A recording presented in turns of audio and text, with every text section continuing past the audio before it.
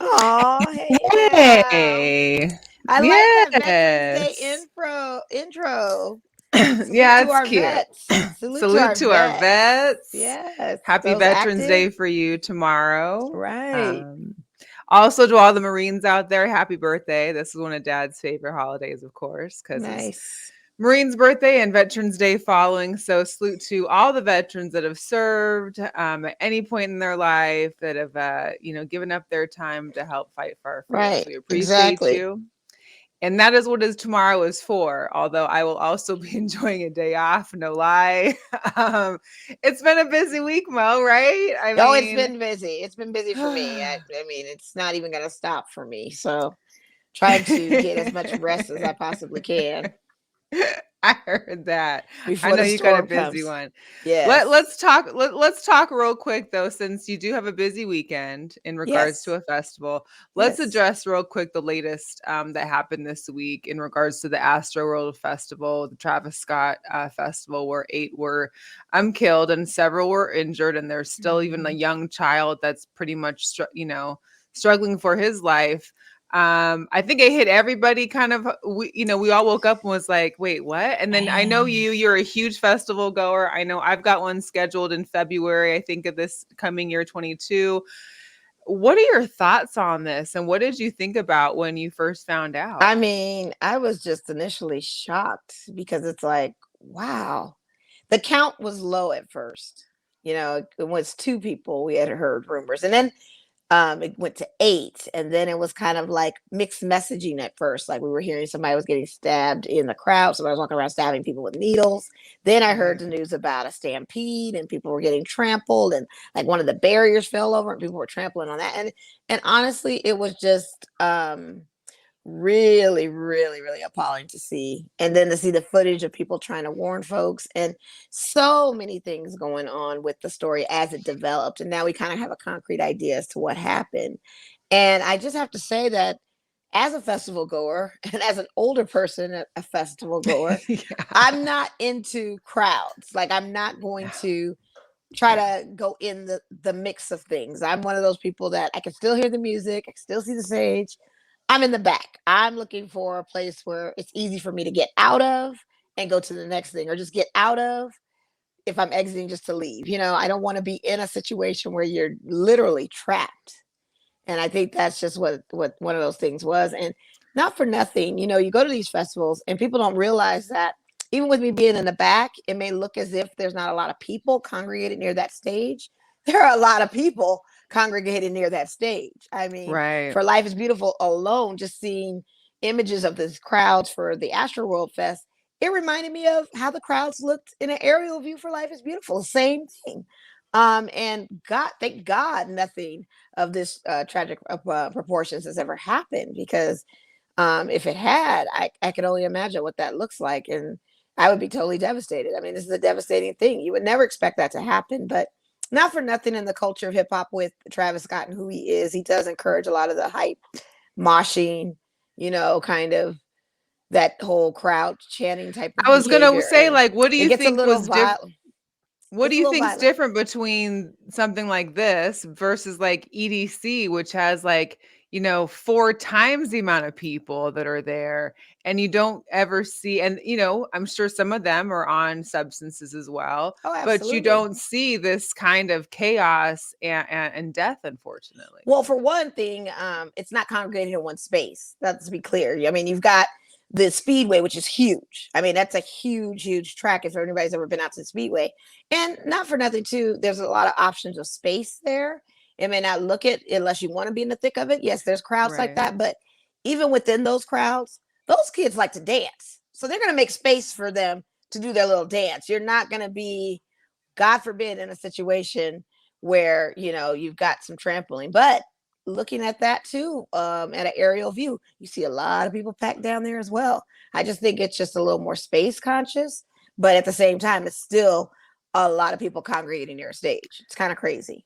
I mean, I think what threw me off too was like just the initial when you saw everybody trampling through the entrance gates, like they were basically climbing over people to get into this Yeah, thing. Yeah, Before it I even mean, started, right. before it even got hyped, before Travis showed up, before Drake got announced, like all that stuff was happening, and you're seeing how these are people are getting trampled, and I'm just like, did anyone think that maybe this might not be a good idea, or maybe we should figure something better out? I just don't know how they're gonna, I and then mean, you I don't you've know. got your festival this week. I know you won't be in a crowd, and I would never be in a crowd like that either. But what do you think can be done differently to keep from those crowds happening? You can't really I control. mean, you can't. I mean, if you honestly were to keep have more, first of all, the security presence was less than the ratio of people attending. I think it was Mm. 750 security to the 50,000 that were there.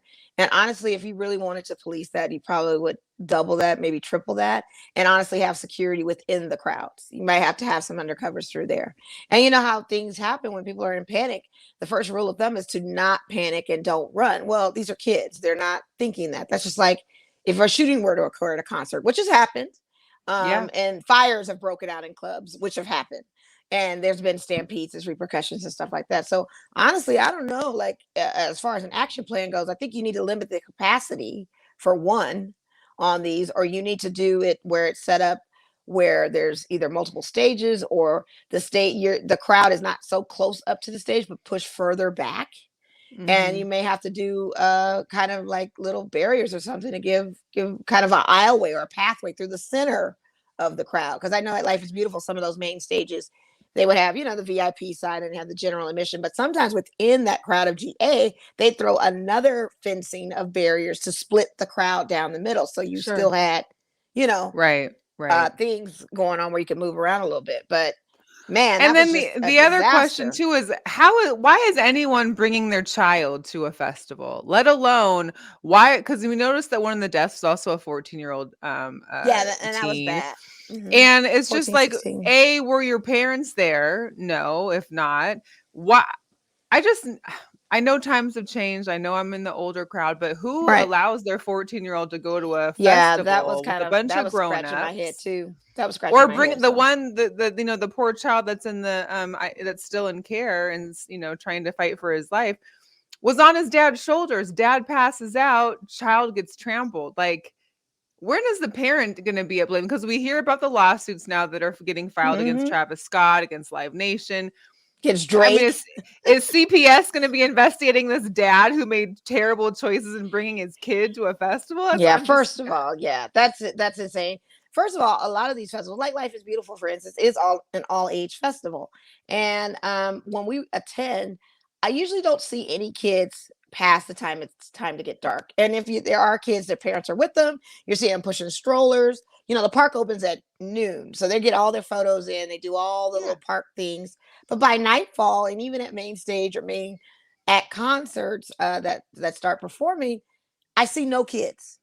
I see none. I mean, aside from the Tito's, the 21 and 22-year-olds, okay, I call them kids too, but I don't see any sure. younger children. I don't see any parents. And if I did see any parents in an inkling of that, they're in the back too, way in the back with space, sitting at one of the GA tables or having their kids on their shoulder, way in the back. No way Not in would the they pit. ever. What are you doing? They would never get in that mix of crowd. And if people don't know who Travis Scott is or don't understand the magnitude of the crowd wave of it, I say you check out his documentary, because that explains the whole thing as far as who he is, how his fan base is, the whole moshing, the whole Yeah. encouragement of the rage dancing and all of that.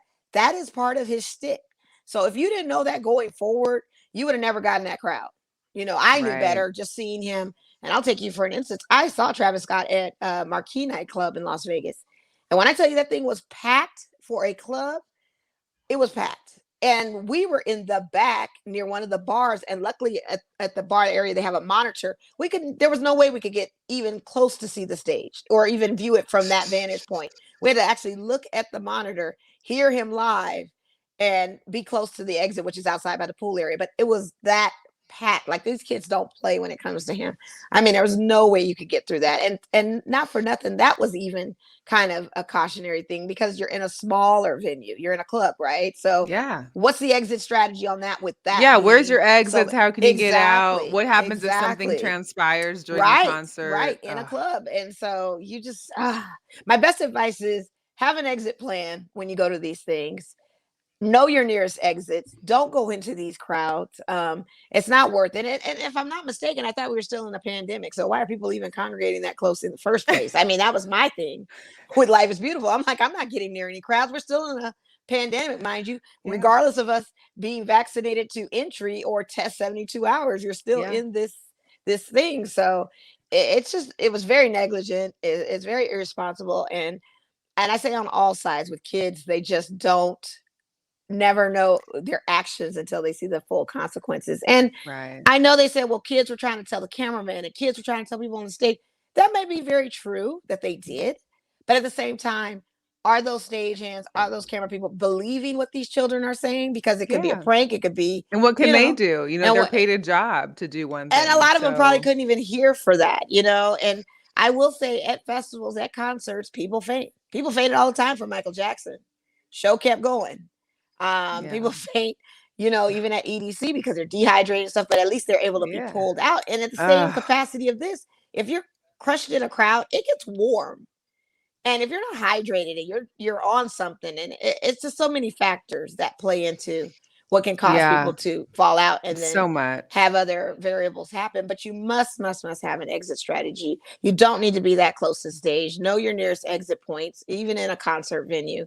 Know that, if you're in the back, you got some space, you can kind of get out of there. Just make a pathway for yourself to not be in the trenches. And I know the crowd moves because if you get clustered, it starts to move. And then you look back and look behind and you're 100 feet away from where you started. So you got to make sure you're not moving with the crowd, kind of going against the crowd with that. Right. So, Well, we yeah. look forward to hearing your stories from this weekend's upcoming festival. If you Yeah. notice any changes other than him not being at the concert and there being a replacement for him, kind of seeing what may be looking different for you as a regular festival goer, I know. And I'm curious to see what the future holds for festivals going forward. Because let's be clear, Live Nation puts on pretty much all of these shows. Insomniac is the only one that's different for the EDC thing, different company. But Live Nation puts on a lot of different things here. They even put on events at Brooklyn Bowl or House of Yeah, Blues or a even lot of stuff. T-Mobile. Live Nation is like, so I'd be curious to see what their protocols are going to be looking like going forward. We shall see. Real quick, shout outs to Guru who tapped in earlier. We appreciate you. Our guest last week, you Yes. definitely got to check him out. Alicia, if only Yeah, we Alicia's could bring going in. chairs into festivals, man, it would Well, be they take the such chairs and a. bash them. And here, Yeah, not for we nothing, can't have Alicia. that. Yeah, If you ever go to a festival, you pay VIP. Pay VIP, and I'm going to tell you why. Because VIP is always for limited sure. If you can occupancy. even get that, because those are always first to go. Yeah, they're the first to go because it's limited occupancy. They're never going to oversell that area. It's designed to be more spacious, more convenient, more exitable, entrance accessible, exit accessible. And you got to pay a higher price for the ticket, but it's well worth it. I've done that in the past with going to Life is Beautiful and stuff early on. And it was like the go because it's like, oh my God, there's hardly nobody in here. All these kids can't afford a VIP ticket. So they do the GA thing. And so you even have your own bathrooms to go to. It doesn't give you a place you feel more safe doing it that way. But Yeah. chairs, they probably will never do chairs. I know at jazz festivals they do, the chairs and stuff. Yeah, that's And a then they little have a more GA, chill, a which little is more more chill. melancholy. Yeah, because the Yeah, vibe yeah, is yeah. chill. But that Yeah. Travis Scott thing goes crazy. Shout out to Yeah. Donnell and Let the Ball Bounce Shout as out, well as Big Goose. Lex from the Congratulations to your SLAC. Braves. Yes, Yes. Big Lex out there. And oh yeah, they were out of control. Yes, and the child endangerment for the 9-year-old, I don't think that definitely is a topic. We did And get it needs to someone, be. no one. It needs to be. It Is really Rodgers does. getting preferential treatment? This is a great segue Oh into the yeah. next hot topic regarding Aaron Rodgers. We know about last week. We discussed him a lot in his immunizations. He said that Immunizations, he yeah. was immunized and then caught COVID. He is eligible to play this Sunday as long as he can have the 2 negative COVID tests. There's still no word on the status of that right now. There was some leaks in regards to he may not be able to play Sunday, which of course I Yeah. wouldn't be I wouldn't be opposed to. But the fines came down. So the Packers were fined $300,000 for violating the NFL and NFLPA COVID protocols, which these are things like if you took the vaccine, you don't got to wear a mask on the field. You don't got to wear a mask at practice or in interviews or in media. Right. He knew he didn't have the vaccine, but he was walking around without a mask on and doing interviews without a mask on and taking part in practices without masks on. So that was part of the issue. So Rodgers was fined $14,650, as was Lazard too, which I didn't know that he had tested positive, or maybe he didn't. Maybe he just was found out to not have been vaccinated and was maybe acting as such. But they both fined the $14,000. What's interesting and what you brought to my attention today was that CeeDee Lamb, the receiver for the Cowboys, was fined $20,000 for not tucking in his jersey. So you've got someone knowingly violating the rules of health and safety protocols by both the NFL and the NFLPA, who's getting a lesser fine than someone who, I guess, like you said, has consistently not followed the rules of tucking in your jersey, though. Yeah, he's been fined before in the past for this, and so it's just building up. It's like a build up, and this is like the max fine because the fines were smaller at first when it came to CeeDee Lamb, and now it's gotten to the point of $20K. But that's beside the point. Aaron Rodgers, $20K, $20K, $14K. Like it doesn't match. It doesn't make sense. So either the people that are making the fines need to go back through that book of fines and figure out what's appropriate, what's not, because it just seems off that someone who definitely knew what they were doing in regards to their health and safety and the health and safety of the other players as well. I mean, what if everybody had caught COVID and the whole team couldn't play, and then they're they have to give up a game? We don't know. It is crazy. Shout out to Les who's here. Yeah, definitely slapped on the wrist. Yes. Oh, absolutely. Slap on the wrist. $20K for the jersey. For untucked jersey, $20,000. I mean, and not to mention, you're saying endangering others. I mean, what if it had warranted death of somebody on their staff due to COVID? You can die from this too, because they're not mandated to be vaccinated. So that's what needs to be clear. So it doesn't matter if he wasn't. The fact is that he was portraying himself to have been to where he was doing the things that only those that were vaccinated could do in regards to the team. $14K is like $14 to Aaron Rodgers. It's a sneeze. He probably donated that to somebody last week. It's totally.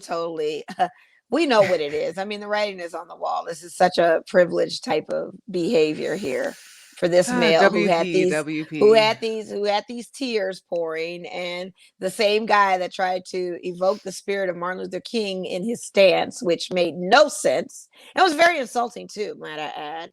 And then had the nerve to also cry on the shoulders of all those that pitied him, saying that he is in a woke mob right now type of situation and feeling attacked for his decisions. Okay, you have totally gone off the reservation, what you're saying, and you totally have lost all integrity when it comes to work ethic by making up a lie regarding the status of your health for your job.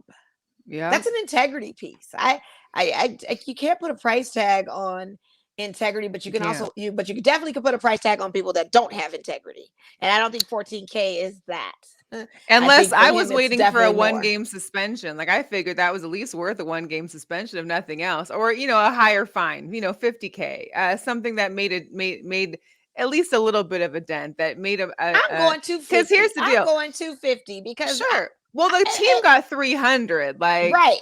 So $250 under him, $300 for the team. Somebody's got to have to take a hit on this because they have to be able to show that they're not going to be able to. Other teams aren't, and their players aren't going to want to do that too. They got to prove a point. This is not a point. This is not proving anything. No, it's not. And since of this, he's never apologized. He said he was sorry for misleading people if they took it the wrong way, but he didn't apologize for not being vaccinated. That's not an apology. Because now you're shifting blame. You're not even still taking the accountability part of it. You're turning the blame on others who misinterpreted what you were saying. So that's not you apologizing. That's easy. Oh my God. It's a lot. It's a lot. And I so love Aaron Rodgers as a player. I think he's so all time. He's so all time. And it's like, tough. How do you do this? Like you're so all time. That's the one thing I have to say why Tom Brady is a GOAT. Tom Brady has never put himself in harm's way of media, Sure. talking, tweeting, nothing. In his whole entire career, there has not been a media flub where he has been dishonest or showed any type of. He has never put himself in those situations ever. Mm-mm. Maybe the Flakegate would have been. It's kind of like maybe his big taboo thing. Even still, But he those are never still said more like a anything. lot of Patriot issues too. It Right. wasn't, And it was all never the issues different with him. gates. And the thing of it is he never misspoke on anything. He's never had to turn around and go on an apology tour. He's never had to. It's We just, it's know Aaron incredible. Rodgers is not known for his public speaking, that's for sure either, or his Well, interview he tactics. prides himself on his intelligence. He really does. He thinks he's the smartest man in the room. He thinks Well, his he's the Jeopardy one up. intelligence, maybe not Yes, just the actual ability to speak in a rational way, but that part. hey, what do you know? That I know part. we don't want to speak too much on the next hot topic, but you sent me this meme, and it just, as sad as it is, it just fits the situation so Oh, we can well. talk about it. I mean, our Raiders here. Obviously, everybody's familiar with the Friday and Chris Tucker's character Smokey, and so we've got how y'all get fired on your day off, and you got Gruden, of course, the laptop because of his emails. You got Henry Ruggs with like And a it's not really gallon of because somebody Hennessy. cost their life on that one for sure. Yeah. Yeah. But But I and get then it. you've got Arnett here with his crazy gun that he was posting on social media in some videos threatening people's lives, which of course was a result in him being cut from the team from this week. So you've lost a coach and 2 players in the matter of a couple weeks. We thought, hey, this would be a big test for the Raiders come Sunday against the Giants. Giants lost. But however, you guys did pick up Deshaun Jackson. Yeah. You got some speed coming to the team. You obviously need another receiver there. So any last words on this before we First of all, I don't mind talking about it. I really don't mind talking about it. The Henry Ruggs thing is probably the most devastating L out of all those 3 L's. Let's be clear, because it's devastating that someone's life and pet, it took their lives, and then it took the life of Henry Ruggs as far as his football career life. right. And so that's probably the biggest L, especially when he was performing so well and doing so well with our team. Damon Arnett, I could care less about. That man was trash anyway to begin with. And I don't even know why we took him in the first place. And I feel like with that pick, that was kind of pretty much on Mayock and Gruden. And that came back to bite us and expose them for their choices in draft picks, because there were numerous red flags about Damon Arnett before they got him in the draft. Numerous on his character, behavior, all of this stuff. So now it's coming to fruition, and now we're seeing what those red flags entailed by him putting out a video and oversharing his arsenal to possibly a 12-year-old he was arguing with, or a 16-year-old child. Who knows who he was arguing with, threatening them and asking them to pull up, not only pinning his address to where he was, and just giving too And who does much that? federal information. Too much information. I mean, you've got to be able to learn at some point. I know these kids are from a different era. They were raised on social media. They were raised with these avenues to be able to communicate. But now that you're making money and you have a career and a profession, I mean, whether it be in football or whether it be with the retail or county or whatever, you realize there's certain things you cannot do on your social media. Whether you think you're going to delete it or not, that stuff stays around.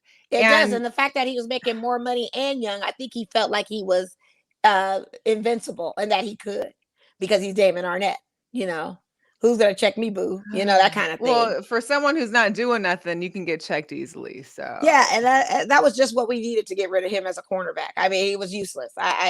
We had no use for him. He did not perform well with our situation this week, this season or last season. So I'm fine with that one. It just was stupid of him to, and exactly to Alicia's point, lack of maturity. Of course, these are kids that are so easily influenced by showing off what they have to a whole bunch of strangers on social media. And that was also part of it, the ego and the show off piece, and the fact that he thought he could. Like, come on, guy, that was just stupid. He deserves to be gone. That was just stupid. So crazy. Stupid on them for even choosing someone like that.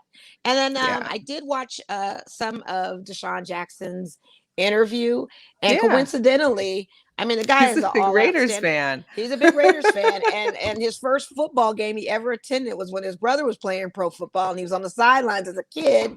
It was Raiders and Chiefs. So it's And going who to do be we very got this weekend? Raiders and Chiefs. So it's going to be very interesting to see him out there. And, you know, he said he had great conversation with Carr and Mayock and Rich Bisaccia on a Zoom call, just kind of giving him a little insight of who he is. And he knows that he is an older person of the team, not necessarily by the age of us, but as a veteran status. And he says he is willing to facilitate or be in any position that helps this team. He's also willing to be that person to advise, or if you wanted to give counsel to any of the players, he's there. He's really, really welcoming to the Raiders, and he's really open to the idea of being a part of this team, and is really excited about it because, like I said, he said he could contribute in any capacity. He's usually going through vertically. He can go this way. He can go another way. Whatever he says, even if he gets a little time on the field, he just wants to be useful. He wants to make a win happen for our team. And so I took that away from him. I said, you know what? I honestly like this guy. And yes, he's older, but he's got speed, and speed is a factor. That's and he's an option, and that's all. And you just need an extra option at this point. And he knows about Hunter Renfrow, and he knows that he's got Josh Jacobs over there. He knows that sometimes he'll look to Waller, but he wants to be that extra slot. That's another alternative to help our team, you know? So I'm with it. I'm with it. Oh yes. What was interesting is that today was Henry Ruggs' court hearing for his next court hearing because he had additional charges he was being charged with. He did not show up in court because per his bail, and he was, he's on house arrest. He's got a bracelet that checks the alcohol level 4 times a day, but. Of course, his attorney is fighting to keep his medical records and the medical records of his girlfriend from the prosecutors in the DUI case, which I don't see how that's how they're even able to do it, considering this is a DUI case and they have to go over medical records as far as your blood alcohol, and they took blood tests. But you can obviously see where they're going with this. They're trying to basically keep the prosecution from being able to get all the details in regards to just how high their levels were, or if there were anything else in the talks. Maybe there was any other substances that showed up in the talks.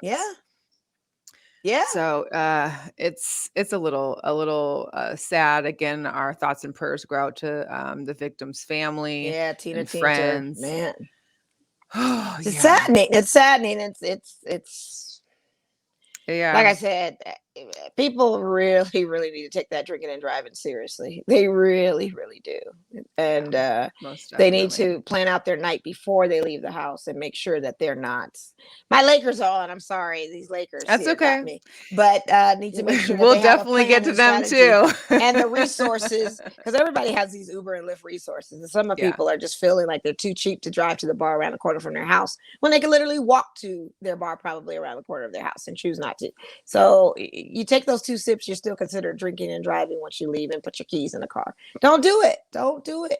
Even if you're not overly, just be mindful of people out there on the road. We already got crazy drivers as it is.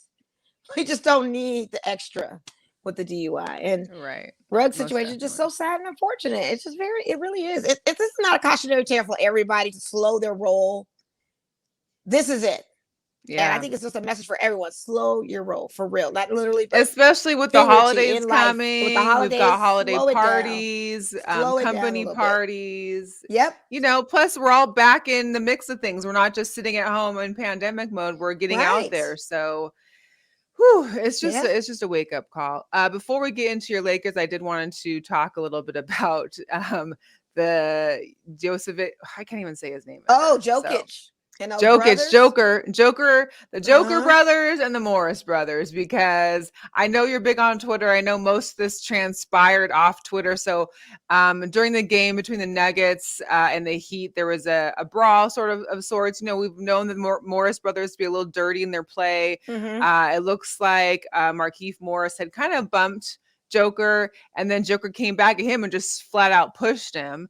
Both were ejected from the game. Joker got suspended for 1 game. Morris got fined $50K. Even Jimmy Butler got fined. I forgot the amount, but I think it was like 13 or 14K. Something. But I think, so it transpired. So it wasn't just that it went off into Twitter. It went onto Twitter for like 3-4 days. And can you kind of break down?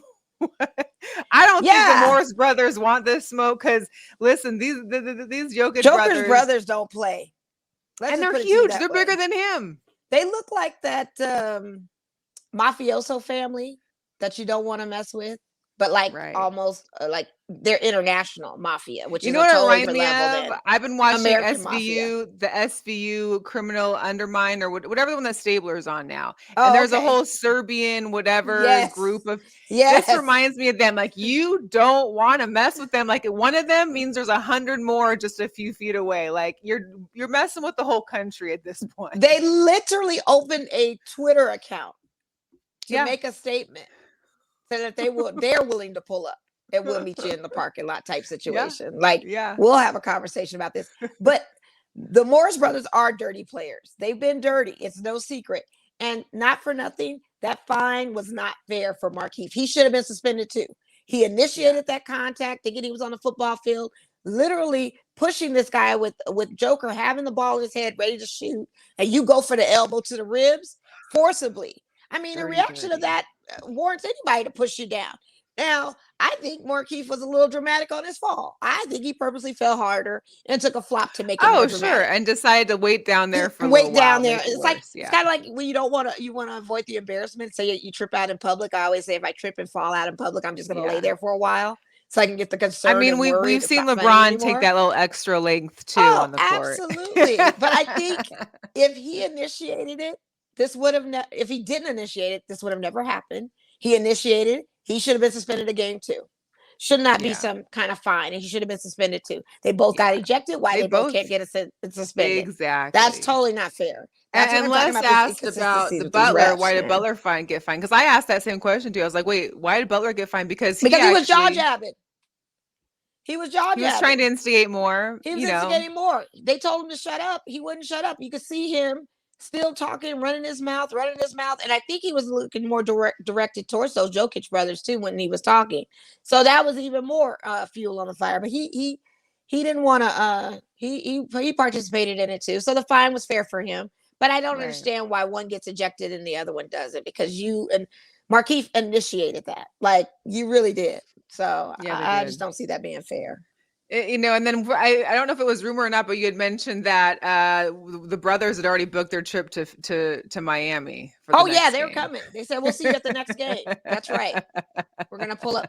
Hey, I wouldn't want any smoke from them. And I know they wouldn't do anything to jeopardize their brother's career. And I know it's possibly more talk, but just their presence alone should be some type of intimidation piece, like they meant what they said. And I've seen them in watching games with the Nuggets in real time. Something happens to their brother, they are quick to they're stand the up on their first to feet. jump up. First to for jump up to look sure. around and see what's going on. Like, they want to know. Like, wait, who touched baby bro? We gotta, Yeah, we're So, coming for him. We're coming for him. Les said that he's out tonight versus tonight's game versus the Lakers with whiplash. Are we talking about Jimmy? Is that? Oh, Markeith is? I don't know.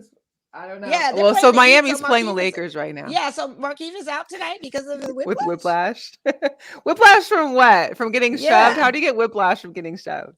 I need him to stop. He should have been suspended for tonight's game. It wouldn't have mattered not anyway, but still, he should have been suspended. He could take care of that whiplash on suspension. So speaking of your Lakers, though, that are on, because the news came out today that, LeBron's abdominal injury isn't as serious as they thought. But Yeah. hasn't he already been out for like 2 weeks? Isn't that serious enough? Then, Yeah, if they you're were giving it 4 to gone? 6 though on this guy. They were seriously giving a long time on this guy. They were saying 4 to 6 weeks. Listen, if it's not going to be the abdominal injury, it's going to be something else. Apparently, AD had some kind of abdominal injury or pain on Saturday night when we played against OKC, excusing himself to the bench mid-game because he had, quote, abdominal pains. I mean, maybe it was abdominally painful being embarrassed watching these Lakers beat sorry and suck against teams that we shouldn't be handing 2 wins to, a G League OKC team and an overtime game of Houston. We should not be going through this. It's just so embarrassing. Facts, Arlington, facts. And I think, it is definitely load management. Of course it is.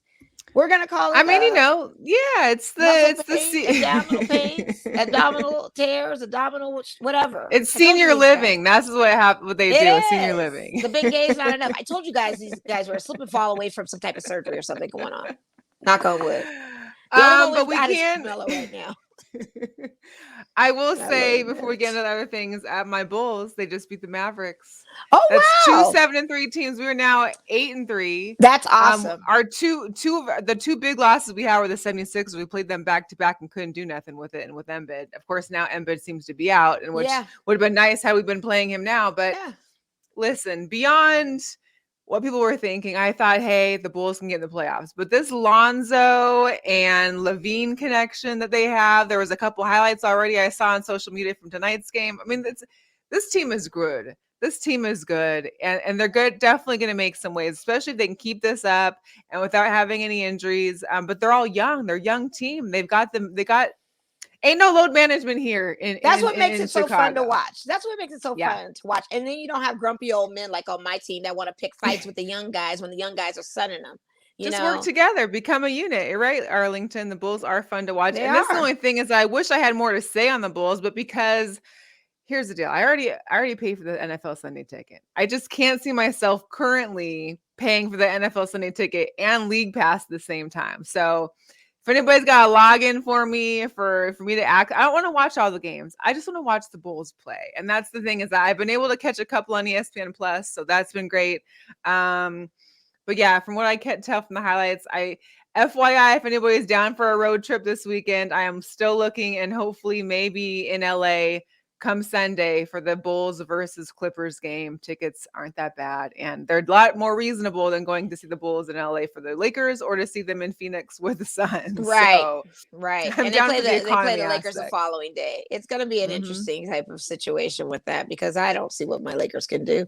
We literally have to wait till LeBron comes back. We're all waiting Yeah. for LeBron to come back if that makes a difference. Shouldn't make a difference without Well, I mean, what's LeBron. It Russell really doing in shouldn't. the meantime? Where's Westbrook at? Where's this great tandem of team, this big three in Not being LA able that to came shoot threes, together? not being able to shoot at all, and getting the closing shot at the end of the play in the fourth quarter. It makes no sense. That's what he's doing. Yikes. And then getting mad when SGA wants to steal the ball from him and make a fast break to dunk on him, and he gets talking about some old school stuff like he's never done that Right. before. So they get their panties in a bunch for real. They really do. They're Well, getting it's their definitely panties getting in a bunch. exciting. The NBA is exciting. I'm actually becoming more of a fan earlier in the season than I usually am because the Bulls have done it for me. So I'm And excited shout for out to that. Golden State Warriors, #1 in the league. I can't be Yes. mad at that. I cannot be mad at that. Like they are balling 9-1. They too. don't got Clay. However, news came out today that Clay could possibly return before Christmas game, which would be like Hey, December 20th. Can you imagine that? Gary Payton II balled out. Yes. They've got Shout some out young to TOs on Candace there. Parker too, because she called it. She called it ahead of She sure time. did. She called Monday night's game. She said Steph's going to have 50 tonight. Anytime you play against a young protege, you got to let him know. That's right. And he showed them what time it Man, was too. And they played 50 an Atlanta points. team, that was a contender last season for the Eastern Conference. Uh-huh. 50 he dropped on them. 50. Give me that 50 piece. Like Warriors are on fire. I'm loving watching them play too on because they've got a fire. lot of young team, and not for nothing. Now Steve Kerr is actually turning into a coach and looking like a coach. Look at you with the compliments of Kerr. Stop. Yeah, you have to. You have to. I mean, this is a team where he's got what Draymond on the other side of Steph Curry, but Right. Right. you don't even have Wiseman's not even back. You know what I mean? You've got JC, all these we young are happy people. for Chicago, but they got the Sky. Sky just won the championship. Don't Yeah, forget that. yeah. Okay. Hey, Bulls are definitely in contention. But Mel, I wanted to ask you what your Yeah. thoughts were of this whole Scottie Pippen thing and the Oh hate that Lord. he's castigating to Here's Michael the Jordan deal. right now. We all know what happens when you've got a 50 book years coming later. out or a movie coming out. You're doing whatever you can to get your 10 minutes of fame. We all know that Scottie's had issue with Michael since, they've left the league and since we've seen Last Dance, and there was some speculation here and some interviews. But now this guy is going on like Good Morning America. He's on GC Sports. He is talking legit trash to Michael Jordan. I'm just wondering, does Michael just kick back and just keep it all in, or is he going to end up, Michael's better than me because I would tell Scottie about himself. Granted, Scottie was a great player. Scottie deserves to be in the top, 50, 75 players of the NBA. He made just more like money than Jordan in the league. But he made more money in his career than Jordan, and he's such a still hating. little petty boy, right? He's acting like a little kid. Like maybe his wife cheated on him too much to where now he feels like he's got to just talk lash about out a at movie people. with Future. Make a movie about Yeah. Future then. Right. Do that. understand this hate I that he like has here's the right deal. now. You're like a bitter man, like for real. I've liked Pippen before. I don't appreciate him having the just come out and talk about topics in the book or let the book speak for itself. We don't need all this extra stuff. Between I him know and the Will and Jada thing, I Stephen just A can't went take in it. on him, and so I was Yeah. excited to hear that. That was great. But he just yeah. Like you said, Arlene, MJ said everything about Scottie in The Last Dance. And that's Yeah. probably what he hates. This is his I'm sure once The Last Dance came out, Scottie started the book. Like he was like, oh, now it's my turn. And then this is what's gonna But happen. it's So maybe there'll proven be to be true of what he said. It's proven to be It's true. So what ridiculous. Michael Jordan said. I mean, this is he's showing He it. just It's needs very evident. his PR time. Whoever his PR person is obviously doing good because we're all talking about him. We're all seeing it. But the only thing is it making me buy his book? No. The Sorry. man made more money than MJ in his basketball career. Let's be clear. And you still hate. Like, I don't understand. Because he don't Granted, got Michael Jordan's Jordans. money comes from the shoot Nike. Yeah. Made him a billionaire. But I'm just saying, when Michael Jordan had his contract, it was not as big as Scottie's. Yeah, Excuse me. I'm choking on my lemonade here. Goose is stupid, but he's right. Yeah. He's Scottie right. on that He's thing definitely thing. on his cycle. He is. He's on that thing. Woo! Crimson Also, Tide. so a little congratulations are in order for the UNLV Rebels football, who have won their first game in 2 years. Wow. I know I can't laugh, but this still is the cheapest ticket. If you ever need to go to Allegiant Stadium, get you a UNLV ticket. You can get the field cheapest access way at that game. You'll be able to get in there. You can get field access at that game. You can be all the way They down won. the field if you want I know we've got some of our UNLV fans here that obviously thought that they've played hard, they've been playing well, just not enough. And so apparently on Saturday they beat New Mexico, and it was enough to make the win. I mean, it's sad that good for them. I hope the program can do better to live up to the facilities that they're playing at. I need them to do better because those John Barr commercials with that UNLV football coach are just they're hard to watch. John Barr, period. It's a hard to watch. It's a hard watch, And I got to give him all due respect for trying to put notice of the UNLV football team through his marketing of his selling cars, but it's just so extra. It's a hard watch. Hey y'all, special announcement mid-show today. Mo and Mel, we are excited to announce that come this Friday and Saturday, we are going to be speaking with host Kip Ortenburger, and it's on PBS, Vegas PBS here, Channel 10. It's Channel 10 on everything, cable, satellite, your regular TV. We're going to be on Nevada Week. We are the fourth guest that appears. That'll be this Friday, 8 p.m. Pacific time. And then also the Nevada Week in person, which is on Saturday at 6:30 Pacific time. So I've got my DVR already scheduled to record. I'm excited for it. It was great to be in a studio. It was great to meet Kip. It was great interacting with the audience. It was not nice. The audience, but interacting with the other guests that were there. Yeah, it was nice. We were in the green room chatting, and they gave us these complimentary Nevada Week mugs that were really lovely nice. mugs. And we sat with them as our prop, like we had something in them, and we really didn't. It's the first time I actually had a little bit of water or something, but thanks, Goose. Appreciate it. Thank you, Arlington. Thank you. It's always, it's nice to be able to be seen and to be noticed. And it was cool. Great to share kind of some of our topics. It was about Nevada. It's about thanks, you guys. Really appreciate it. Yeah, thank you. Kind of about the Las Vegas scene. So we talked about the Raiders. We talked a little personal stuff in regards to our thoughts and into some things with the Raiders or Las Vegas sports. The issue of the disparities in female basketball or female sports in general. And so it was good. We had a good time. And hopefully one day we might come back and share more. Because here's the deal. I think we both realize is that we get spoiled doing an hour because we usually go to hour 15 minutes, hour 20 minutes. Sticking it all that we got to say, and you guys know me and Mo can talk. So sticking what we have to say in 7 minutes, and then the other one was 13 minutes, was almost impossible. We literally probably had 2 conversations, 2 questions. Yeah, it was tough. It was tough. He had a long list of questions for us, and we couldn't even tackle them all. We picked the best ones. So there definitely needs to be a part 2 or something. So yeah. Oh, the men and women's soccer team, yes, they do deserve props. They're better than the football team. I mean, the soccer program at UNLV has always been a great thing. If you guys didn't read JC's comment, he was talking about that with them deserving their props, and he's absolutely right. They've always had a really good, strong program over there. They're able to recruit easier over there. They're able to do a lot of things, and not for nothing, even even a golf team does well over at UNLV. But this football team, not to diminish the golf, I'm just saying, not to diminish those other sports, they just all do better than this football team. I mean, I don't know what it's gonna take, but the recruitment is very hard here. With the Raiders team here, maybe it could look at draft opportunities, might be part of that now as a recruitment piece. But before that, with this being a 21 and older town, you can't really take these boys out or ladies if they want to be a kicker or in a position where we go co-ed for football, out anywhere for some sort of type of entertainment. But FYI, I know stuff because I know the girls, I think, might have played yesterday. I know the guys, the men's basketball played tonight. You need to be COVID vaccinated and show proof. It's all web-based. You have to do it before you get there. I know some people have showed up to Raiders games, to whoever that require the vaccination, and they don't have it done. You've got to have it done prior to be able to get in. It's not just showing your pass. It's all electronic now. So if you're going to UNLV men's or women's basketball game, make sure that you have your vaccination, that you have it already downloaded. I know you can go on the UNLV website and figure that out. For right now, it's 12 and over.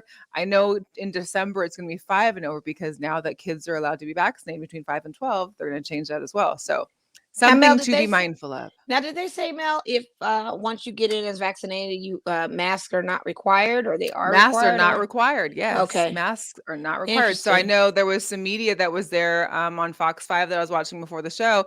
She was like, "This is my first time not wearing a mask." So to be there and not to have to wear a mask, it's pretty, it's interesting. So. And I do understand why they did this. A lot of people were like, well, why did they do that with the football stadium? Well, the football stadium is 65,000. Their attendees are going to be less than half of that. And it's probably a more spacious venue where you don't have to be tested. Whereas being in a Thompson Mack is a smaller capacity arena. However, there are students there. If they ever pack it. If they ever pack it. But however, it's students involved, more students involved when they go to the basketball attendance. So I think it's a liability thing. They don't want the students getting affected by COVID. Let's go into a little football. I don't know if anybody else is out there betting like me. So I drove out to Arizona and I made a FanDuel account because a friend of mine was like, "You got to get." I see their bets. They have the best kind of parlays you could do. They have so many options, but it's not here in Nevada. You have to be in like 1 of 10 states. One happened to be Arizona. So took the road trip out to Arizona, found a little spot that was just far enough off the border where you could finally get onto FanDuel. I made a few bets, bets here on my William Hill app too. Lost them all. Yeah, this was a tough week of football. I mean, I walked in it with not placing any bets or making any type of. Okay, the Broncos for the Cowboys. Cowboys lose. I mean, I'm not mad at with that. With Dak Prescott. As a bettor, you pretty much believe the Cowboys are going to do it. Then you got Baker Mayfield versus the Browns, of course, or Baker Mayfield versus the Bengals. Of course, I was rooting for the Browns, but nobody expected Baker and the Browns to beat the Bengals. The Bengals have been especially with the news of OBJ leaving. Not that it matters, but there's no Kareem Hunt and stuff. So you got clearly they were proving a point, like we can do it without you guys. We can do it without it. Yeah. And then the one above all, the Jaguars beating the Bills. Yeah. And the low score the game was like, I think it's 9-6 or something crazy. I mean, not only was my fantasy gypped, my bets were gypped. People that you thought were bringing in your points, I mean, just it wasn't happening. It was awful. I think the biggest upset of all is Rams and Titans. No one saw that coming. Listen, the pick six, especially right off the bat. Yeah, especially with Derrick Henry. And Adrian Peterson. Can we give Adrian Peterson his flowers? Yes. Did that man just him giving his jersey to his dad was so sweet. And started playing and balled out for them. Mm-hmm. Did he just not come from his couch to just get on the field and ball out? And is doing it. Yeah. Didn't see that coming at all. Listen, the not to touch Titans the are stick. I knew it. dangerous. I The knew not to Titans are touch it. dangerous. They look good. And to be that great against the Rams, who have an awesome defense. Now, granted, Von Miller, who was their new acquiree via trade, he did not play on Sunday as well. Right. But would it have made that much difference? No. Matt Stafford had the worst game of his season, I believe. It was absolutely terrible. As my fantasy quarterback, I was like, why, Lord, why? It's bad. But there is some Bad things positive out news. there. Like I said, my guy Russell is back this week. No word on Chris Carson. However, I don't want to rush that because I just need a healthy Chris Carson to go through the rest of the season with. I don't want you to rush back just for this week and then you injured again. So I still have him on my IR. I haven't given up on Chris Carson. I'm still letting him. He's still on my R too because he's a great workhorse. Should he come back and be healthy? Yeah. I'm not going to drop him. I'm keeping him steady. I'm patiently sending prayers and cards to Chris Carson to heal and get ready and right at the right time. Right. Yeah. So Odell Beckham Jr. definitely was put on waivers. He did not get picked up, so now he's a free agent and is free to sign with whoever he wants. Apparently, he's looking at the Packers, Saints, or Chiefs. And from what I read earlier today was that the Packers sent over an offer for him, but may not be as high as he wants. And the Packers don't have that kind of money to spend. Right. So, and here's the does he really make a difference for Kansas City? Because Kansas City just seems to be so off. Having an extra target isn't helping Patrick Mahomes at all. Weapons. Yeah. They have weapons. They're just depleted. Now the Saints could probably use him. I mean, you know, I can see that. That's something that could work. But he's a $7 million cap. So who's going to pay the $7 million? I know Seattle can't, and it would have been nice. Raiders couldn't. That was also in the talks too. And then he had previously said, "Well, I'll wait till postseason and join a team." Right. Well, postseason, you're probably going to want more for your value. I don't know. So starting, I think it starts this weekend. We've got the Hard Knocks in season. It's the very first season of Hard Knocks. I love my Hard Knocks. Yeah. Did I play this last week? I don't think I did I? No, okay. So I wanted to save it for this week. Check this out. We got everybody we need in this locker room. I feel it. You feel it. We're getting better each week. Everything you've witnessed CY is only the beginning. Hang in there. Get better. It's a long, long road. All that matters is right now. Right now. Let's go! For the first time on Hard Knocks, experience the NFL. The season is stressful, a lot of pressure. During the season. Yeah! Yeah! Let's go! That boy good. Be relentless. Together on three. 1, 2, 3, go!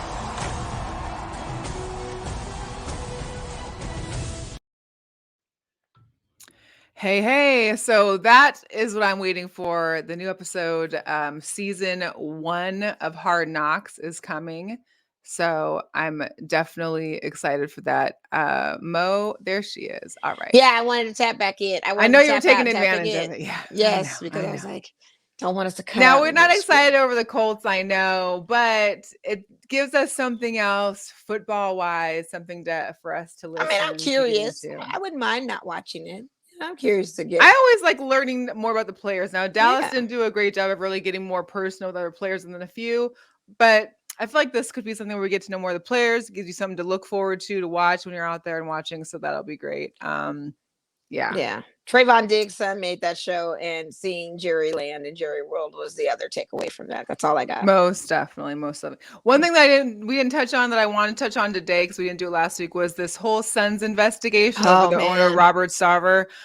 And then the newest news to it. So basically, we're having for lack of a better relation, is kind of like a John Gruden situation here in regards to Robert Sarver, who is the owner of the Phoenix Suns. There's been accusations of his being racist, sexist, homophobic, having a toxic workplace. They had interviewed over 70 former and current employees, only asking them one specific question. They asked all the employees, what was it like working for him, or what is it like working for him? And for some reason, all the answers were very similar, that he had a very toxic workplace. There was some issues with racism, sexism, him showing pictures of his wife in a bathing suit for the Suns, parading that around the office. What's even crazier that came out, I think, yesterday, today, is that his wife, Penny, had messaged 3 ex-Suns employees in wake of the scandal and was attempting to intimidate them. Yes, keep sipping tea.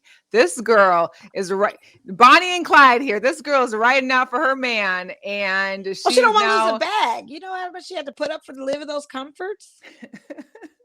She'll do anything. I need a picture. I need a visual of these two, because I can only imagine scumbag, some, scumbag 75-year-old man and some like 40-year-old lady just really, scumbag and scumbag. And not to mention, he was trying to get the players to impregnate dancers, strippers, whatever the case may be, for some apparent reason. Had a kick about that. I mean, the man is disgusting. I mean, it's terrible. And I just want to know what's going to happen with this. I just want to know what's going to happen to this. Well, my thing is does it take longer because he's the owner of a team? Because when this was found out about John, he was the coach, but he was out.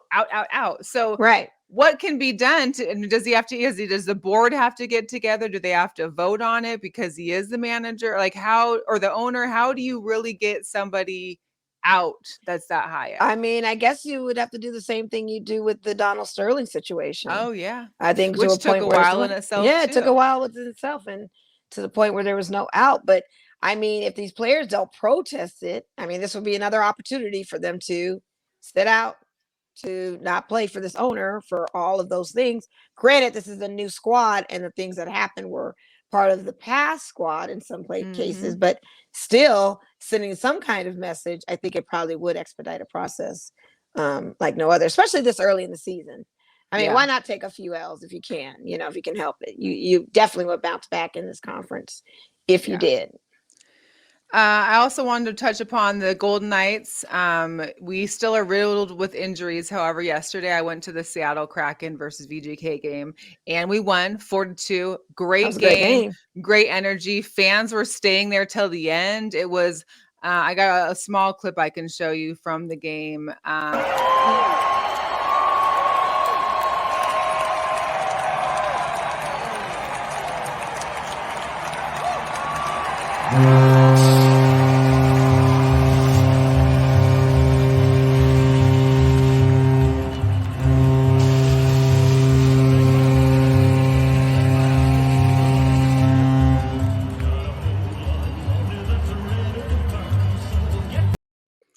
I mean, great game too. Well, so here's the other thing too. So, I got about 6 tickets. Me and my girlfriend are sharing some season tickets. So our tickets are up on the upper bowl.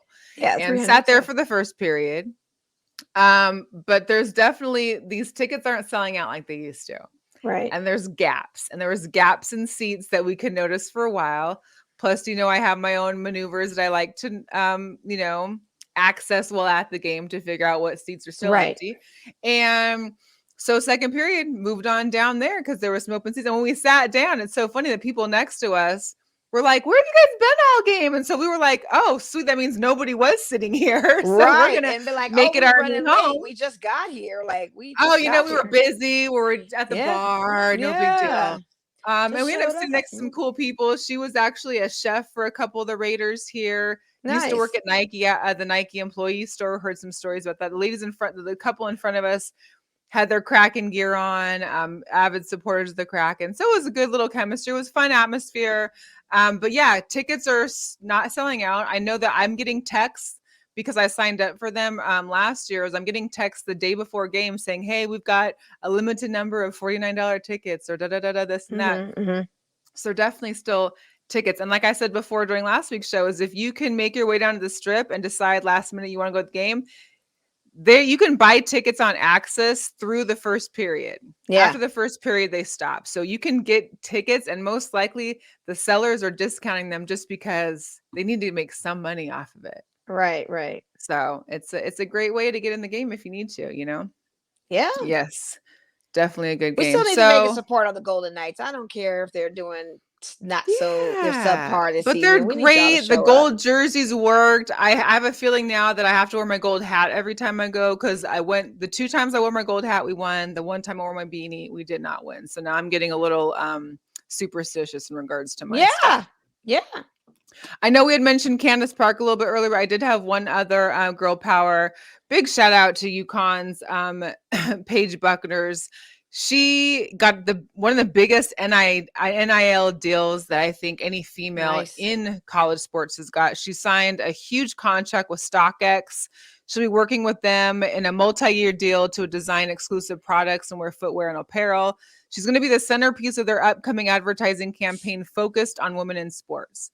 And she had mentioned that basically the partnership is about equality and authenticity. And so nice. If that's not the big girl power, I don't know what is. This girl, coming in, listen, when she gets to the league, it's going to be a whole other thing. So congratulations to her. Moving on to some sneakers before we get into our picks. Let's see. We got the Air Jordan 6s, the Midnight Navies.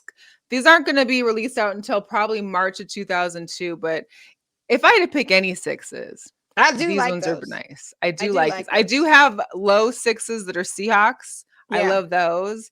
But these are nice too. It's just, white is such a hard thing to keep clean, like especially in Vegas. All the dust, when the wind blows, all these dusts and leaves and everything is everywhere. But they're great. They're a beautiful shoe. Yeah. We also have and help me with this one, the Ryu Hachimura. Yeah. So, Ryu, who's a pro basketball player, we all know. He is on Jordan brand. So he has a pair of these Jordans that are coming out in his version of the 8s. And so they're nice. Like, I like the suede on them. I like the detailing on them. They kind of look into the and I'm not an 8s person, but these are nice. These would be a nice little fall winter kind of look. Oh yeah, absolutely. For sure. I love so it. These are there's no release date on these right now, but we'll see what happens with that. These are interesting. We've got the AJ13 lows. These glow in the dark. So this is the Singles Day. They come out on the 11th, November 11th. The left you can see is the regular. The right, as you can tell, is when they're lighted up at night and glow in the dark. So hey, that's kind of a nice little. Not bad. J Balvin's putting out a sneaker too that's gonna glow. So I think we're all on this glow kick right now with the Jordan. Well, it's a festival thing maybe too, or just being able to be lighted up at night when you're at the lounges or clubs or whatnot. I wasn't sure if we had this one on before, but I definitely wanted to look at it again. Oh, I don't think I got it in here. Well, I'll show this one. So this was the the Bape. Yeah. The Bathing Ape. If you guys aren't familiar with the Bape clothing line, it's also one of those popular hype beast clothing lines as well. They have like the emblem of the gorilla, like as their logo on it for Bathing Ape. But these are their shoes that they're rolling out on a like kind of Easter looking colorway in November on a Sunday, this Sunday for a drop. It's their pastel collection that they're doing a secret drop on. So I do like those. They're not Like bad. Just kind of dunks. It's kind of like a hard sell for the middle of November, but yeah, but they're going to sell because it's Bape, and Bape doesn't ever put out any sneakers like that. So, or sneakers for that matter. So to have something like that when they collabing, it's a huge deal. And I had a picture of it. I don't know what I did. I don't know how it didn't get on the screen, but the AJ1 high OGs, the Bordeaux's are released. I think it's on the I think it's the 14th. I'm double checking right now. I think it's the 14th.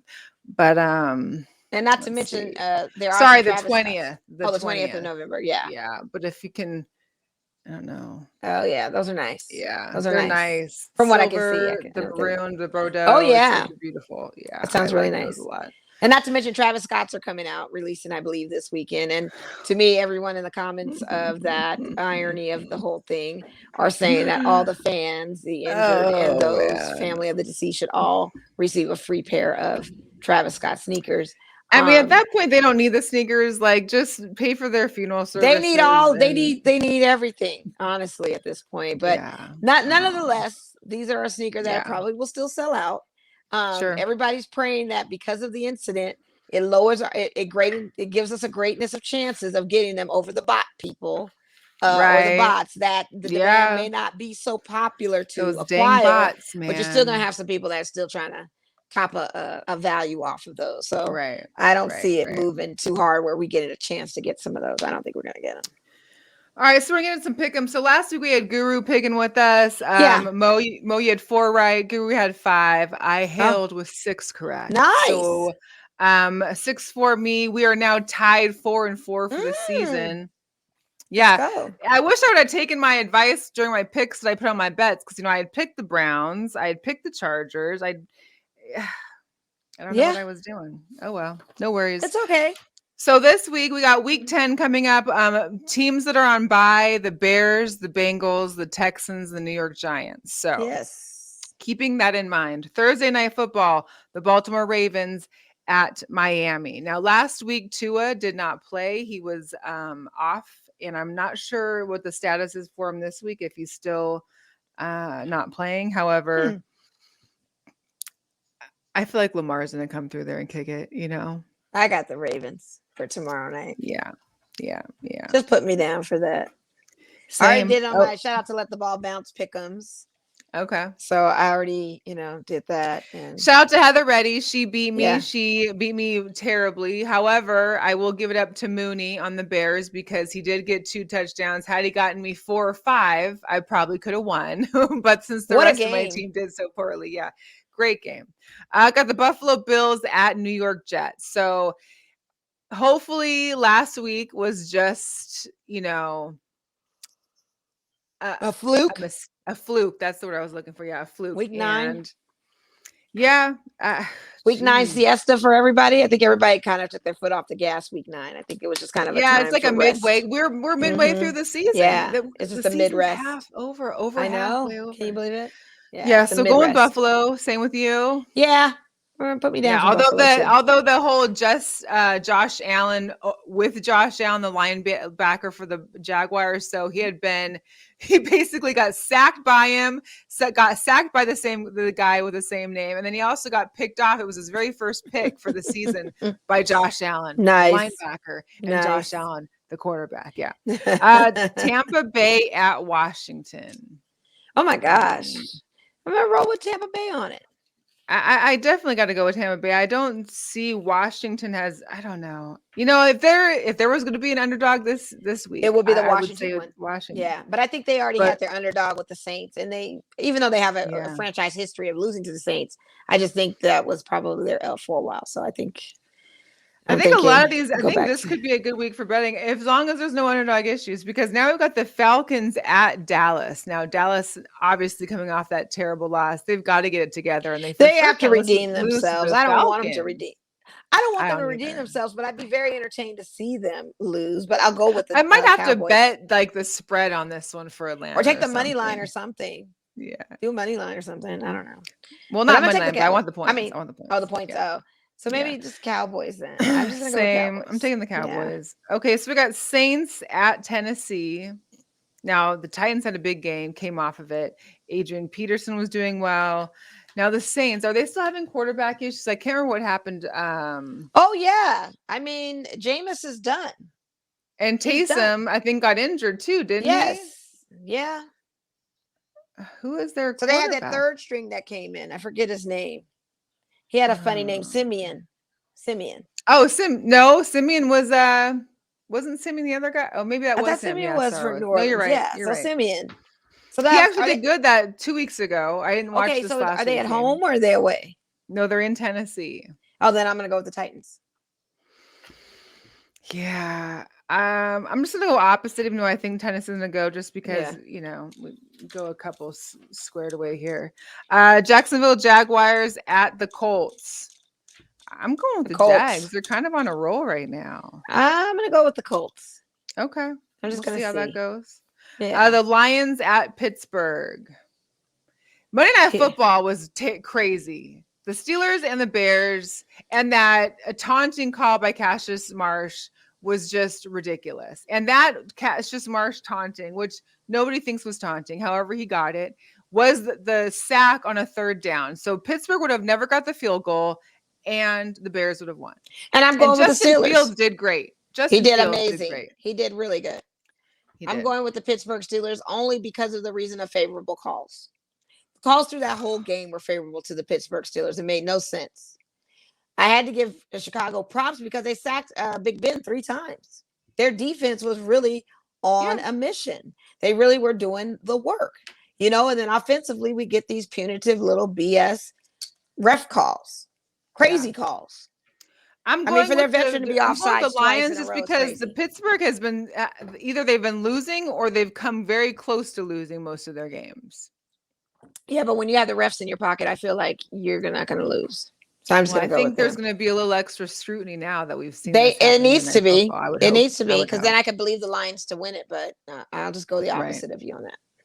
All right, so we got the Browns at the Patriots. You know I'm going to go with the Browns. I'll go with the Browns too. Okay.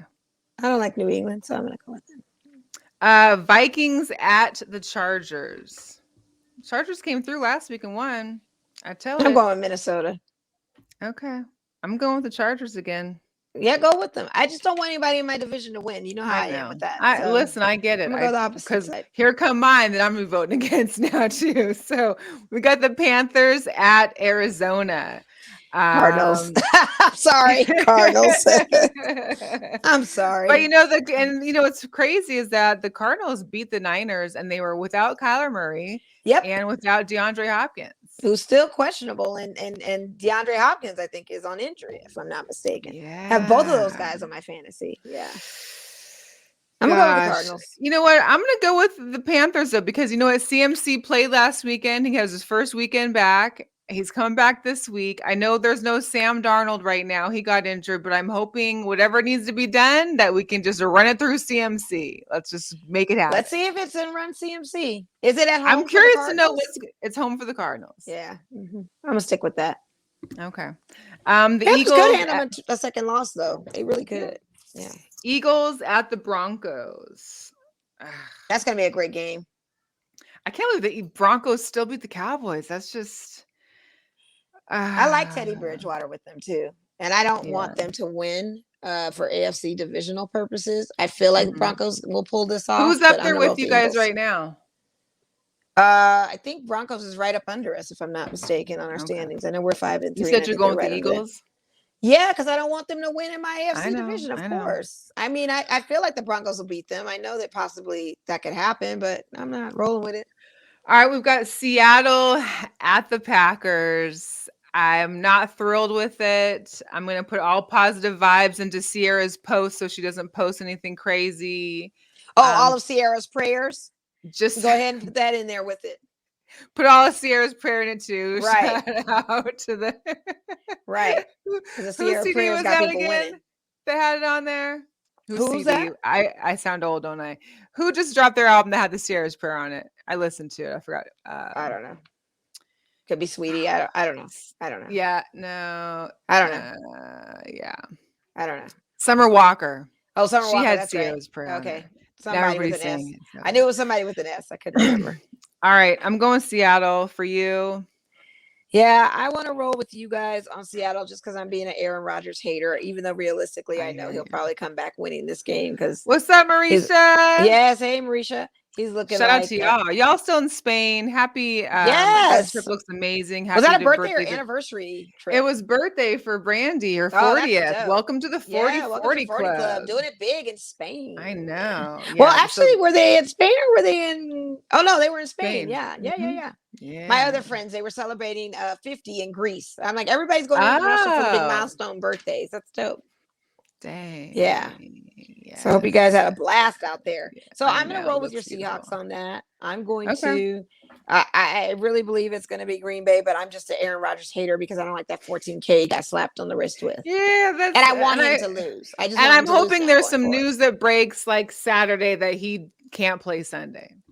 Yeah. I'm letting emotions go off of this. I want him to lose. Logically, all right, so we got Chiefs at the Raiders. Going my Raiders. Okay. Breakout day for Deshaun Jackson. Breakout game for Darren Waller and Hunter Renfrow and Foster Moreau. And you guys Great beat the defensive Chiefs here game. last year, correct? Yes, we Or beat them was it away. there? We beat them Okay. away, and then we lost them here. But we lost them here with no fans. Our Raider Nation is going to be in full effect. All Sunday. right, so I'm gonna go with you. I'm gonna take this Raiders call with you. I think that's. I mean, the Chiefs. I just don't understand what's going on with them right now. Anyways, Monday Night Football. So we've got two great divisional for Sunday Night Football and a great, well, maybe not so great divisional for Monday Night Football. We got the Rams at San Francisco. Ooh, yeah, I'm gonna have to go with those Rams. I do indeed. I know Vaughn will be there. I think the Niners have been suffering. You know, of course they lost to Arizona, but sucks for them to have all these divisional opponents. Rams been struggling too, though. It's kind of about what and what with both teams. Well, they struggled against. I mean, the thing is, I feel like the Rams have struggled less. They had one bad game, which was this game, and the 49ers have just had several bad games. Well, yeah, they have been a house of cards, haven't they? So I'm thinking Sean McVay is going to have these guys ready. Yeah. So, yeah, I'm going with the Rams. All right, y'all. That was a good one. I just want to one more time repeat that Mo and I are going to be on Vegas PBS Channel 10 for Nevada Week. It's going to be Friday, 8 p.m. Pacific time, and Saturday, 6:30 p.m. Pacific time for Nevada Week in person. You know, we had a great time, and shout out to the host, Kip Ortenburger, who is the host for both those shows. We really had a good time. And if you want to, tune in and check us out, you know? Yeah. We're not taking autographs. Yeah, no autographs yet. No autographs yet. We really appreciate you again. Happy Veterans Day to all that have served. And we appreciate you. And I'm going to be sleeping in tomorrow. I can't wait for that. Good for you. But anyways, you guys, take care. Have a good weekend. Mo, be safe at the festival. I look forward to getting your coverage of it for next week. And we will see everybody again next Wednesday. All right. All right. Bye. Out.